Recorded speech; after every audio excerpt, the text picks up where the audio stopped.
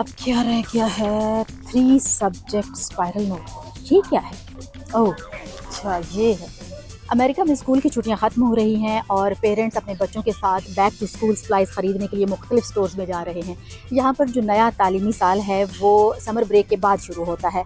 जब छुट्टियाँ होती हैं तो पूरा साल इस्तेमाल की जितनी चीज़ें हैं स्कूल वाले उसका एक फहरिस्त भी भेजते हैं और साथ में एक लिंक भी भेजते हैं कि आप चाहें तो पूरा बंडल वहीं से ख़रीद लें। लेकिन ज़रूरी नहीं कि सारे पेरेंट्स जो हैं वो ये चीज़ें ख़रीदें। जो लोग अफोर्ड नहीं कर सकते उन्हें हुकूमत की तरफ से मदद भी दी जाती है। अमेरिका में बैक टू स्कूल अरबों डॉलर की इंडस्ट्री है।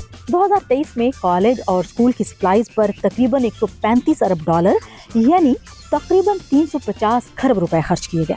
कई स्टोर्स कॉलेज और स्कूल जाने वाले बच्चों की सप्लाईज पर स्पेशल ऑफर्स लगाते हैं और मुख्तलिफ रियासतें चंद दिन के लिए ये सप्लाईज टैक्स फ्री कर देती हैं।